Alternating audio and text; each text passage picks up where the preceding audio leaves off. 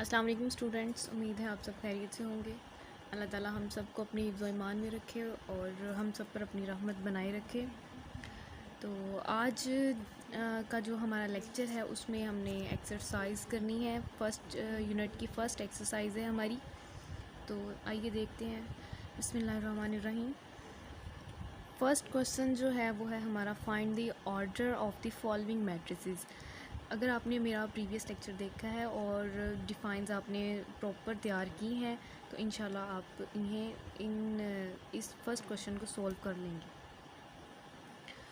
और इसमें ऑर्डर मैं फिर बता देती हूँ कि किसी भी मैट्रिक्स में नंबर ऑफ़ रोज़ और नंबर ऑफ़ कॉलम्स की जो तादाद होती है वो उस मैट्रिक्स का ऑर्डर होती है। अब सेकंड क्वेश्चन है, which of the following matrices are equal. और इक्वल मैट्रिसेस की जैसे दो कंडीशन है, इफ़ एंड ओनली इफ़ के साथ। फर्स्ट कंडीशन है कि हमारे पास जो मैट्रिक्स कोई सी भी टू मैट्रिक्स हैं उनका ऑर्डर सेम हो, और सेकंड कंडीशन है कि उनके करेस्पॉन्डिंग एंट्रीज़ जो हैं वो इक्वल हों। तो ये आप करेंगे इंशाल्लाह हो जाएगा, अगर फिर भी ना हुआ तो मैं आपको करवा दूँगी। अब हमारा थर्ड क्वेश्चन है, find the value of a b c and d which satisfies the matrix equation. Equation हमेशा वही होती है जिसमें हमारे पास इक्वलिटी एग्जिस्ट करती है, और ये उन्होंने हमें दो मैट्रिक्स दे दी हैं जो कि ऑलरेडी एक इक्वल हैं। मतलब ये इक्वलिटी की दोनों कंडीशंस को सेटिस्फाई कर रही हैं इक्वल मैट्रिसेस की, कि जो कोई सी भी टू मैट्रिक्स सभी इक्वल होती हैं जब उनका ऑर्डर सेम होता है और उनकी करेस्पॉन्डिंग एंट्रीज एक दूसरे के इक्वल होती हैं। तो और यहाँ पे जो ए बी सी डी हैं ये कांस्टेंट्स हैं। इन मैट्रिक्स को सॉल्व करके हमने इन कांस्टेंट्स की वैल्यू फाइंड करनी है। चलिए आइए हम देखते हैं। इस क्वेश्चन को मैं सॉल्व करती हूँ। बिस्मिल्लाहिर्रहमानिर्रहीम। पहले मैं इसकी स्टेटमेंट लिखूँ क्या है।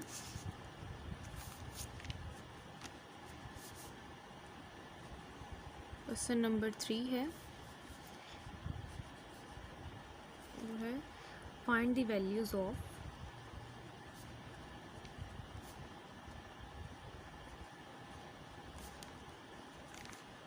A, B,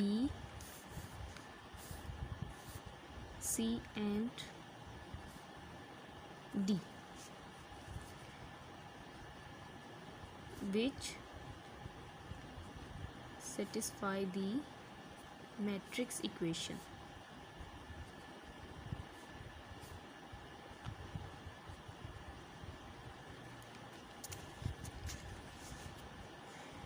मैट्रिक्स इक्वेशन जो हमें गिवन है वो है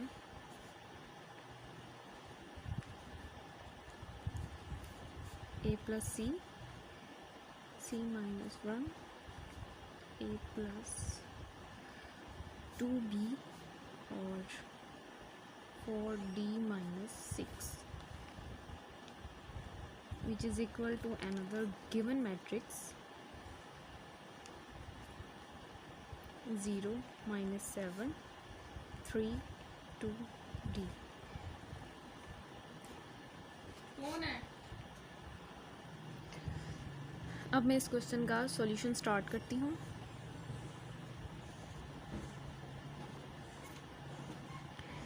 since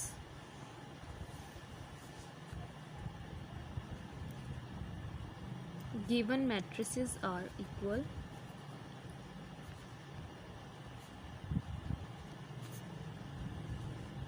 which satisfies both the condition of equal matrices, hence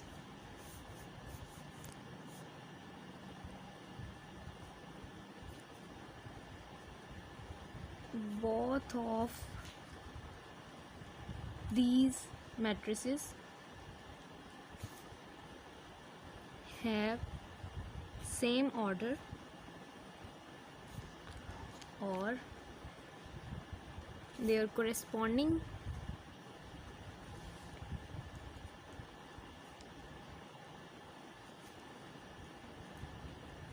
entries are equal। जब इनकी करेस्पॉन्डिंग एंट्रीज इक्वल होंगी तो यानी जो फर्स्ट रो की फर्स्ट पोजीशन पे जो एलिमेंट है वो सेकंड मैट्रिक्स की फर्स्ट रो में फर्स्ट एलिमेंट जो फर्स्ट पोजीशन पे जो एंट्री है उसके इक्वल होगा। फर्स्ट मैट्रिक्स का यानी पहली मैट्रिक्स का फर्स्ट रो का सेकंड एलिमेंट सेकंड मैट्रिक्स के फर्स्ट रो के सेकंड एलिमेंट के इक्वल होगा। इसी तरह ये सब इनकी करेस्पॉन्डिंग एंट्रीज इक्वल होंगी। तो इस तरह मेरे पास 4 इक्वेशंस बन जाएंगी जो कि हैं a plus c is equal to 0, a plus 2b equal to -7। Third equation c minus 1 equal to 3, d minus 6 which is equal to 2d।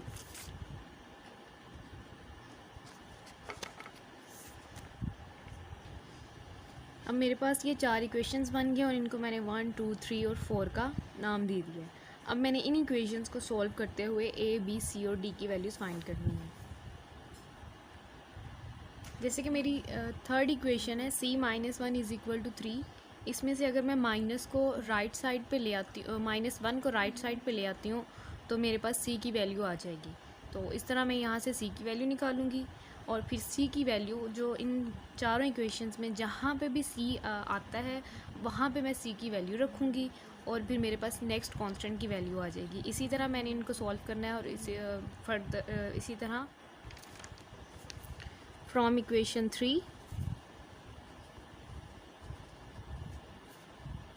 आप मेरी वीडियो को पॉज करके भी अपना ये पूरा क्वेश्चन नोट कर सकते हैं, देख सकते हैं, इसको समझ सकते हैं।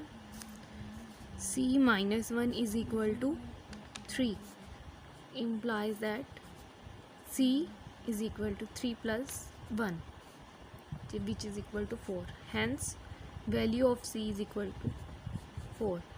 अब c की जो मेरे पास वैल्यू आई है इस वैल्यू को मैंने अपनी फर्स्ट इक्वेशन में पुट करना है।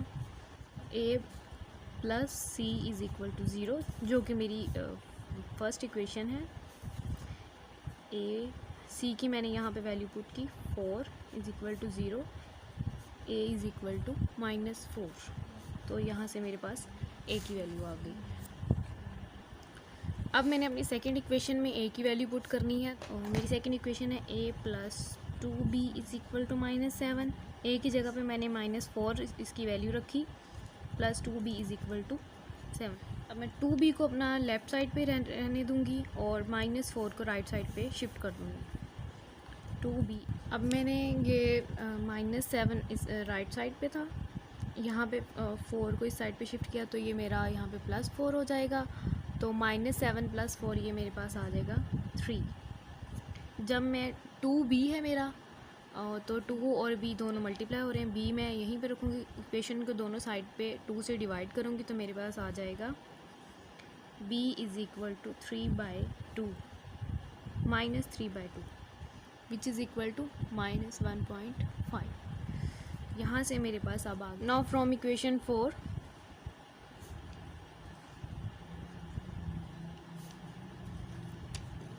Which is 4d - 6 is equal to 2d। तो d वाली टर्म्स मैं एक साइड पे कर लूँगी और नंबर वाली जो कांस्टेंट टर्म है वो मैं एक साइड पे कर लूँगी। तो 4d - 2d is equal to +6। ये मेरे पास 2d इज़ इक्वल टू 6। अब d is equal to 6 divides 2 which is implies that d is equal to 3। अब जो मेरे कांस्टेंट्स की वैल्यू आई हैं a इज़ इक्वल टू -4 है, b इज़ इक्वल टू -3/2 है which is equal to -1.5। c की value मेरे पास आई है 4 और d की वैल्यू आई है 3 which is the required values.